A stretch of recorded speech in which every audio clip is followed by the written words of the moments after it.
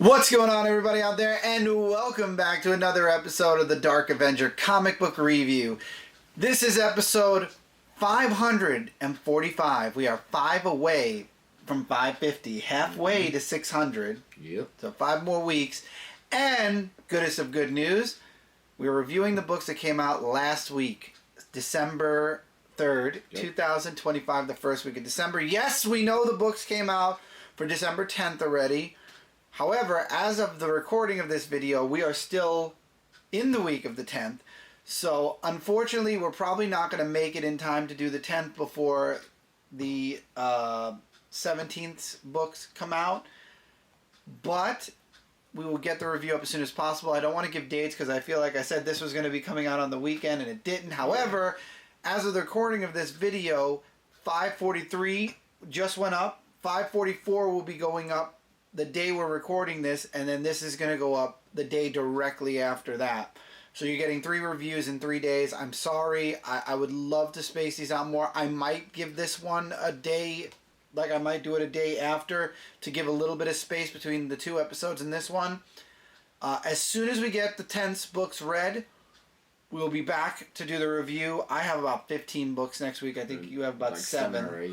So we have a lot of books. So we're going to try our best, and then we'll come back again for the 17th. Hopefully there aren't that many books for the 17th. We'll see. It's a 5 Wednesday month. The good news is by January we will be caught up. That's the important thing. And look forward to a year-end kind of video at some point. That's going to be something different than the review. I know right now we've only been doing reviews. We haven't even done the haul videos yet. 2026 is going to be the year where everything starts up again. Right now, we just want to try to get consistent and caught up with reviews, so this way we can get into more current day stuff as it comes out. Yeah. And I did come up with a caption for 2026, but we'll wait until the new year. All right. So we spent a lot of time talking about all this. Yes. Let's get into the review. Godzilla issue number 5. I don't know how much I could... I don't know why. I was really digging this series, and then for some reason this... just, I don't know why. It just... I thought you didn't read these anymore. Like I thought. No, the tie-ins I didn't read anymore. Oh, the tie-ins. It's like I really want to like this book, but you've got this Kaisei. This is the Kaisei era, and this human is attached to Godzilla, is attached to the kaiju powers, and so is this woman who can attach to their minds or whatever. And then you've got this other kaiju god that was created that wants to kill Godzilla, but in killing Godzilla, it causes an imbalance, and it's just like... And then you've got this soldier who wants Godzilla dead. It was really good until it just... I hate to say it like this, but it was really good until it wasn't. Because I remember reading older Godzilla books. And maybe it's because I'm not as well versed in Godzilla. I remember Godzilla Goes to Hell, because I remember he went to hell and came back. I think I remember you reviewed that one. Yeah. I'm going to give the next issue a shot, but it really... I can't explain it, but I'm not enjoying it as much as I was. It's like this issue, for some reason, it was going, it was great the first issue. Everything kind of just leveled out by 2 and 3 and 4, and then this one dipped. So, I don't know. We'll see. I feel bad saying that because I do love Godzilla, and I want to like at least this series because the other 2 I've dropped already. I guess we'll just have to wait and see.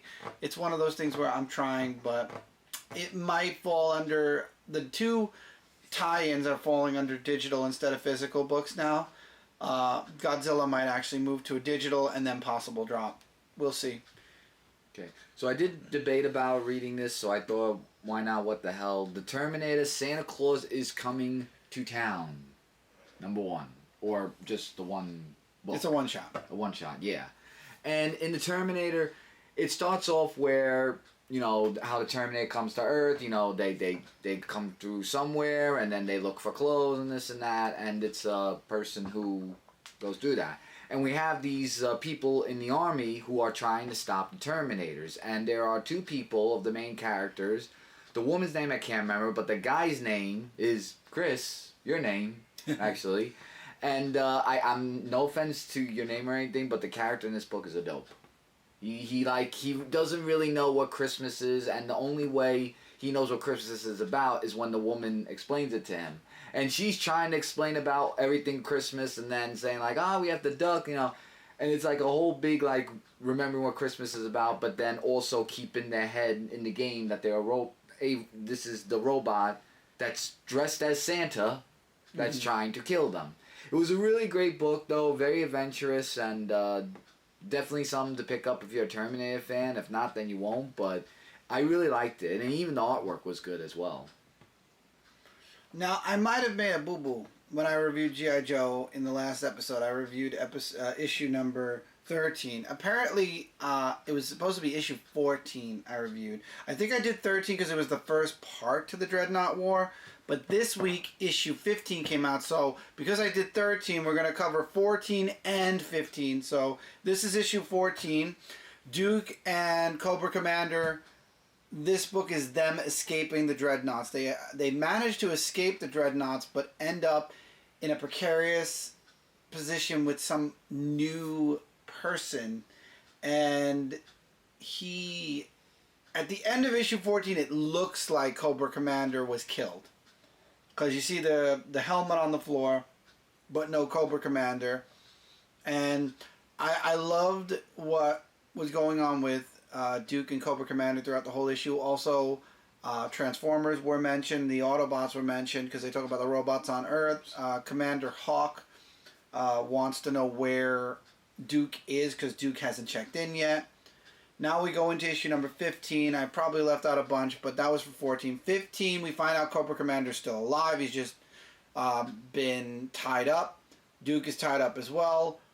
The Dreadnoughts show up, and instead of becoming enemies with this new person or this character, somehow they become friends, and now they want to take Cobra Commander and Duke in. And of course they want to kill Cobra Commander because, you know, that was the plan all along. Duke does have a back and forth with Cobra Commander. I really liked it because apparently Cobra Commander knows a lot more about the robots, the Autobots and Decepticons, and he doesn't want to be human. That was one of the statements that really threw me off a bit. He doesn't want to be human, and he doesn't look human. That's the crazy part. He doesn't really look human either. You get to see a little shadow of his face, and it is not pretty. But G.I. Joe realizes Duke hasn't checked in yet, and now they want to go to where his location is, and they want to grab a couple of members to go there. Also, Despero is now leading Cobra. That happened in issue 14 as well. We get to see him start, leading Cobra. And in this issue, we get to see him having a meeting with Commander Hawk, and he wants to have kind of like a truce between Cobra and G.I. Joe. We'll see how that meeting goes, I guess, in the next issue. This issue, however, leaves Duke and Cobra Commander in a very precarious situation, but G.I. Joe is on the way to save Duke. And that's where we're going. Now, I forgot something. I'm going to go check something real quick. You have your next book anyway. Yeah, I will we'll be have right two back. next books. Perfect. So it gives me time. I only need to look one thing up really quick. So I have two Valiant Beyond books. I'm going to start off with Tales of the Shadowman. And this is issue 1 of 3 of the Ghosts of the Bayou. And this is going to be a 3-part series of what's happening here. So in this issue, we get Julie, who is, well, this is during the Pilot War, by the way, and we have this character, Julie, who is trying to summon the Shadowman. So she goes to somebody who can summon the Shadowman, and she does like all these spells and everything to basically fight off against the leader of the Pilot War. And I can't remember what his name was, but he's like one of those people where she tries to call him out singing a nursery song or whatever it was. And then we see Shadowman when she summons him, and Shadowman actually comes in and does what he does. He saves her from that. And he also does something that he didn't do for other people. Like before they die, he turns them like into the shadow of something, into a certain animal or whatnot. And then, that's basically how the book ends. And the next issue is actually going to deal with a werewolf. Shadowman is a miniseries. I noticed that this was issue 1 again. Yeah, this was 1 of 3 because it's Ghost of the Bayou. I explained that, yeah. So yeah, this that's is like interesting. So instead of doing ongoings, they're doing story arc by story arc. Right. And the next one's about werewolves, so I saw that and I'm like saying, I can't wait to see what that issue looks like. But really great issue. And the other one is the X-O Manowar, issue number 3, the book that I always look forward to reading. And this one is actually talking about Arak, who is getting people to help him against the war of the leader of I couldn't remember the name of this person. I said I was going to remember, and now I forgot. But basically, he's the one that's going after Arak. And they're trying to get people all together. You have Nico in this issue who is trying to make sure his family's okay. And there's like a lot of stuff that's involved in this issue that's really, really interesting. But at the end of the issue, Arak hears some news of the Queen of saying, "Why have you forsaken me?" from the person who he was facing. That is a very, very interesting, like, to be continued. I was like, oh my goodness. That just threw me in like a whole thing of that. But great artwork as always, and definitely gonna look forward to reading the next issue. Something is Killing the Children, issue 45. I figured I came into this story arc a bit late. This is Erica, I believe, the main character, as when she was younger and being trained. And in this issue, we find out that her mentor found out that when it comes to hunters, when you do your first solo kill, you get your teeth, because right now she just has the black bandana over her face. But when you get your first solo kill, you get your teeth and you no longer need a mentor. Then you can go off and adventure and hunt on your own. And her mentor found out that, yes, I know you have multiple times. I don't know why you're trying to hold on to me, but I don't want, I'm going to report that you've had your kill and you can go off on your own. So she's worried for her mentor for something. Now, apparently some of the monsters got away from previous issue. She ended up saving one person who she insists, you saw wolves, you didn't see monsters. Don't say anything or else it's bad for, you didn't see anything, it was wolves. So her mentor goes off to try to find the rest of the monsters, and long story short, she follows after her by the end of the issue. And I guess we'll see what happens next. Like I said, this is a nice little origin story. At some point, I would love to do a book-by-book review for Something's Killing the Children, start from the beginning and work my way to present day. We're only 45 issues in. Next year, for sure, once we catch up with the weekly books, I'm sure that I'll be able to have time. I have them. Oh, you do? Them. Oh, okay. Yeah, I got the hardcovers, so the hardcovers cover the first 12 issues. So once I catch up with the books, I'll be able to spend my extra time reading other books or trades. That's when I'll be able to cover older books. But till then, we're going into Marvel now. Venom issue 252. Venom tries to play off that they are Spider-Man because Doc Ock is there, contracted by the government to destroy symbiotes, namely Venom. And Venom's like, no, I'm Spider-Man. And I love how Doc Ock is like, you're crazy if you think if you think that we believe that you're Venom. And everyone starts to look at Doc Ock like he's crazy. And finally, he does kind of snap. Luke Cage, by the way, is the mayor.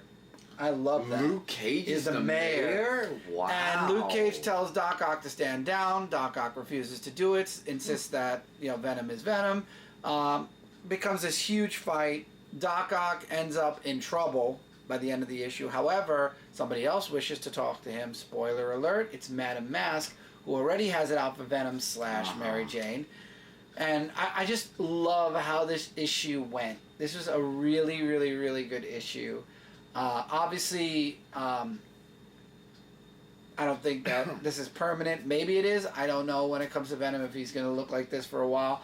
But Toxin also has a new host. Captain Spider, I believe, or something like that. I can't remember. It was such an out there name, too.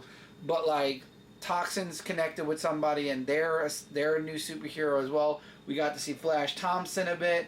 It was A really, really good issue. And apparently Flash Thompson might have a date with Mary Jane. What? In a joking What universe are we in this one? I am. Okay. Spider, you go next. Yeah, well, speaking of Spider-Man, we have Spider-Man Noir issue number 3. Oh, Parker just keeps digging deeper and deeper and deeper into trouble because we know that he's working on the case of trying to tell Gwen that Spider-Man is responsible for, for the father's death. But before we get into that, we see him going up against Plasma Man,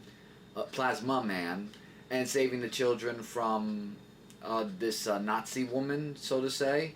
And it was like really, really awesome how he did that. But then when we get to Gwen, he's like saying, "Oh, I'm just so stressed out, I'm trying to find out who did it." And then he finally tells her that Spider-Man was responsible for the father's death. And then he goes and tells Aunt May and Mary Jane, who he did tell to them he is Spider-Man in that universe. And he's like saying, "Oh, why did you do that? Now you're gonna dig yourself in the deeper thing, and then who knows what she's gonna ask you to do next." And there was like a whole big talking that they had with Aunt May and Mary Jane. Then he fights off Plasma Man again and defeats him, but then in the end, Gwen asks Peter Parker, saying that I want you to find out who is the secret identity of Spider-Man. Oh, I was like, no, Parker, you have done yourself really bad. You should have not mentioned that. To be continued. I don't know how he's going to get into this, but he better dig his way out. He'll dig his way out. I decided to give this miniseries a try. Hulk smashes everything. Leader pretends to be Doctor Strange to piss the Hulk off, so Doctor Strange and the Hulk fight so that he can get into Doctor Strange's sanctum, whatever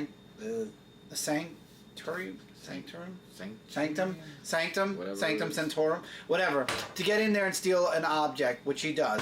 And then, of course, Doctor Strange figures it out, finds a way to push the Hulk back into Leader's direction, and then the Leader does something and sends the Hulk into the past.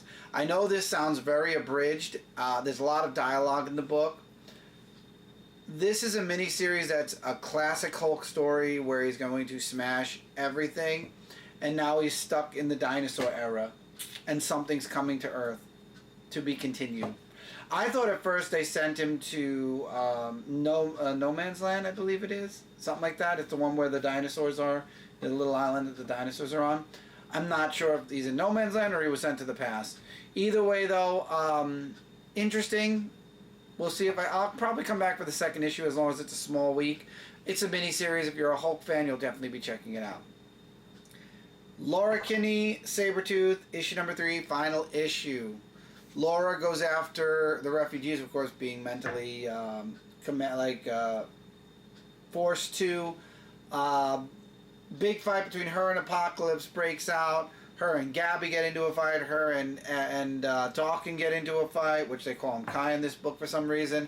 And then we find out that Laura's son has powers, and he lets loose. And this is a miniseries. It's over. It has no ramifications because we're going to go right back into Marvel starting in either January or February. Spoiler, everyone in the issue dies except the son and Apocalypse. And Apocalypse wants to use the son to win the war or to turn the tides of the war. I'm sure this will have something to do with the main thing that's going on with X-Men, but what a twist. That everyone just ended up dead, and Laura's son has like these powers. So I look forward to seeing Laura come back as Wolverine. I look forward to a few of the X-Men books coming back. I know Deadpool's coming back with an ongoing. I'll be reading Laura and Wolverine again. I'll try X-Men, maybe. We'll see what happens. It depends on books in the week. I can't too many tie-ins with the X-Men Revelations. Yeah. We're going into DC Comics now. Here we go. We got a couple of books, and then we go into KO. We got 2 KO books this week.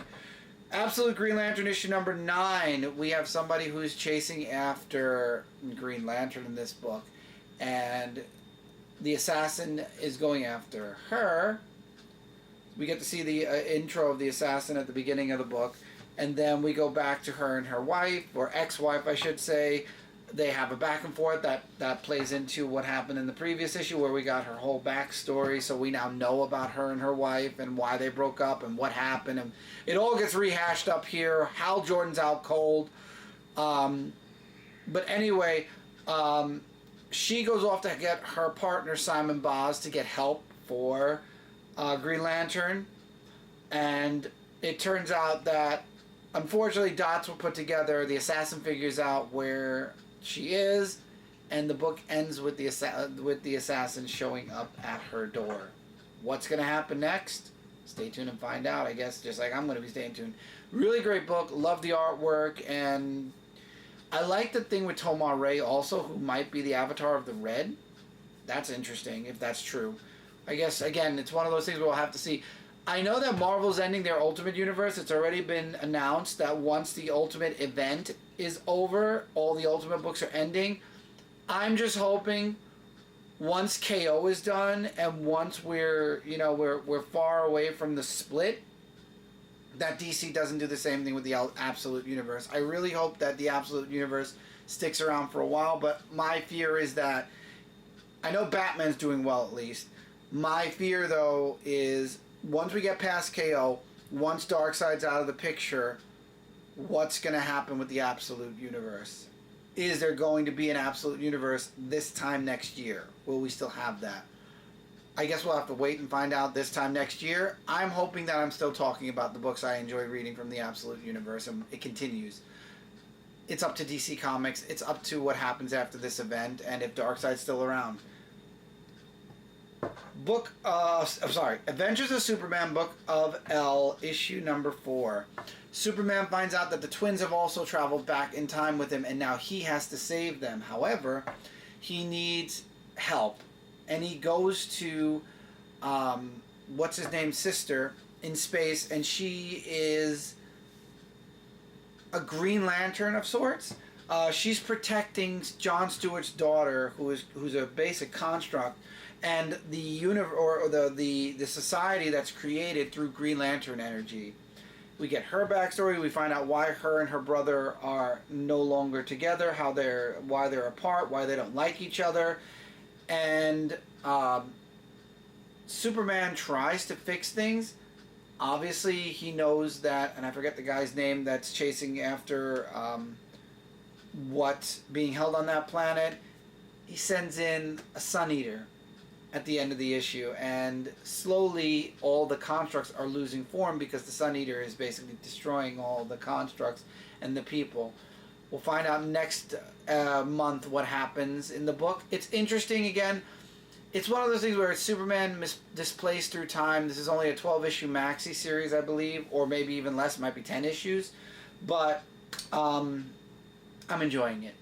I really am.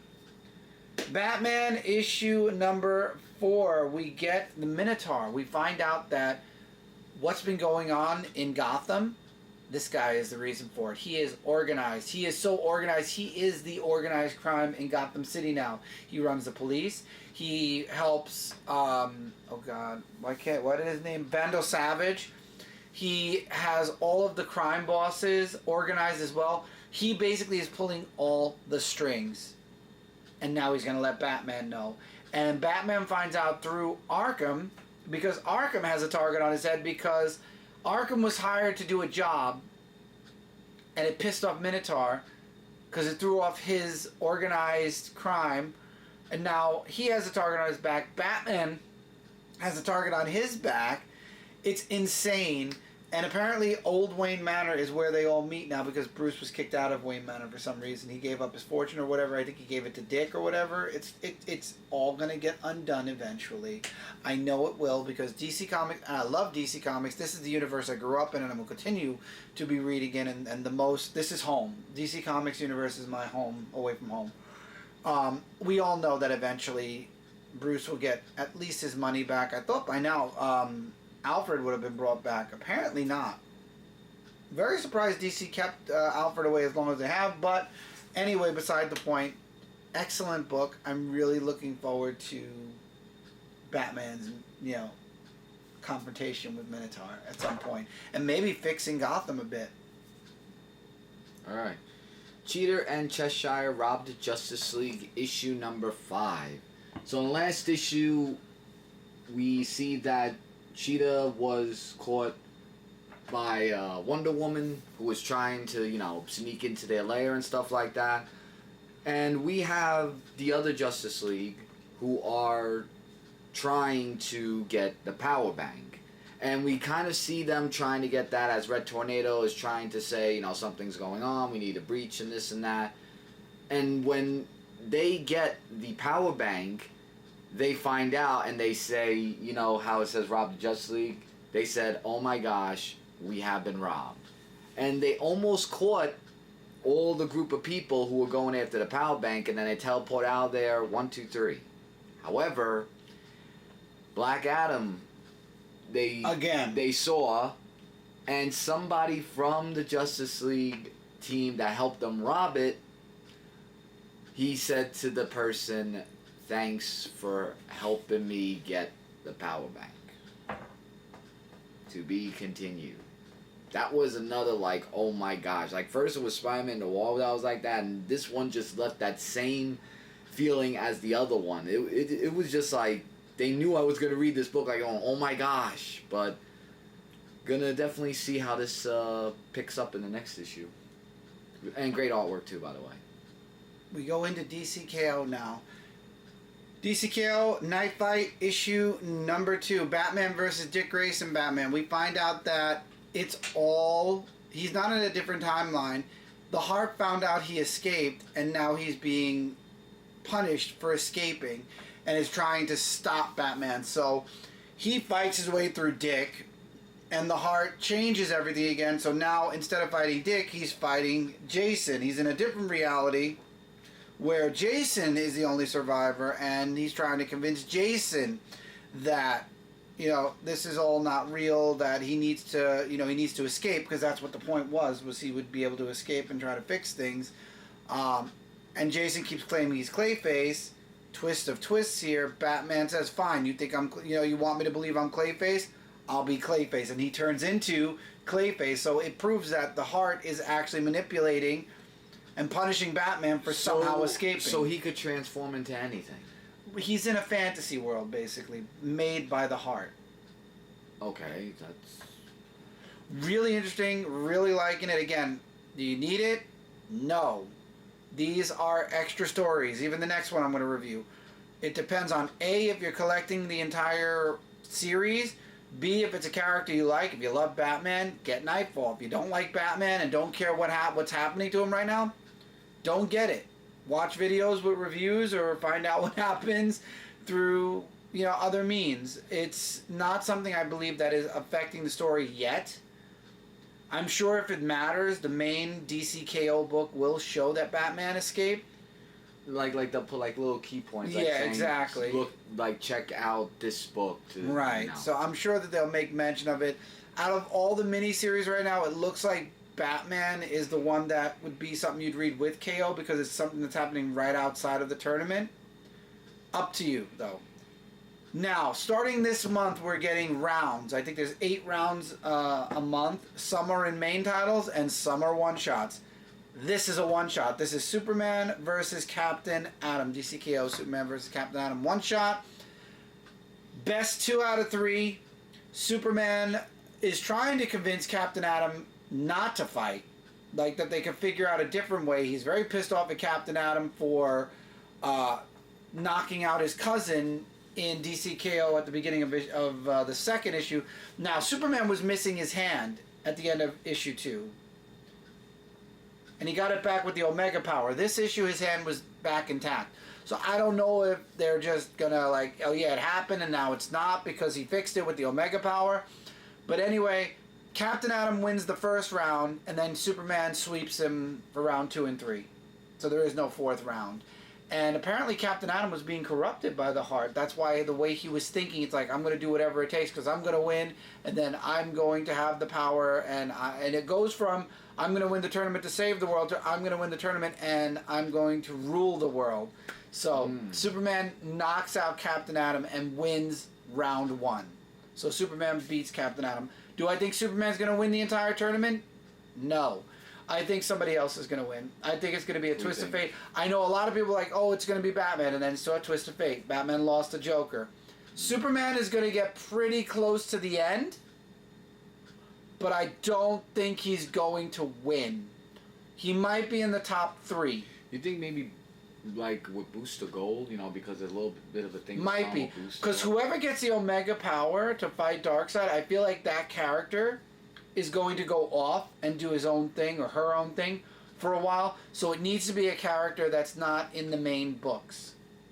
That's my hypothesis, is that they're going to grab a character like Booster who's not in a main title. So it won't be Batman, Superman, Wonder Woman. I think those 3, like I said, Superman and Wonder Woman might make it to the top 5. But I don't see them winning. It's going to be some obscure character that no one sees coming, who's going to get this power, is going to become the champion, he's going to be able to stop Darkseid, at least for now. It might lead into another mini-series down the road, another event down the road. And that's where we're going to go with this series. It's going to be some character we didn't see coming, or it might. Maybe it is Booster. Maybe Booster expels Darkseid and then gets the Omega power. Because we kind of see his character. Oh, we do get to see a little bit of more of that in the Superman book. Was it the Superman? Yeah, it was the Superman book. At the end, we get to see Booster throwing Doomsday out of where they were holding time. So Darkseid has officially taken full control over Booster Gold's body now. Yeah, because I'm just saying, we've been getting lots of stuff with Booster Gold, and We'll see. We'll see what happens. That's just my guess of that. We'll find out in about another 3 or 4 months. Anyway, with that, that's it for this review, everybody. We've officially semi-caught up. We still have the week of the 10th. We're going to try to read it as quick as we can. It's a lot of books. We have a lot of books for the week of the 10th, which is a good thing, which means the other weeks maybe it'll be a little bit easier. We'll find out as we get into the next couple of weeks. So stay tuned. We hope to be back soon with episode 246 as we get ever so close to episode 450. Mm-hmm. By this time next year, we might actually be almost at 600. Yeah. So looking forward to that. But anyway, till next time, everybody, take care, keep reading, keep collecting, and we will see all of you really soon in the next episode. Later, everyone.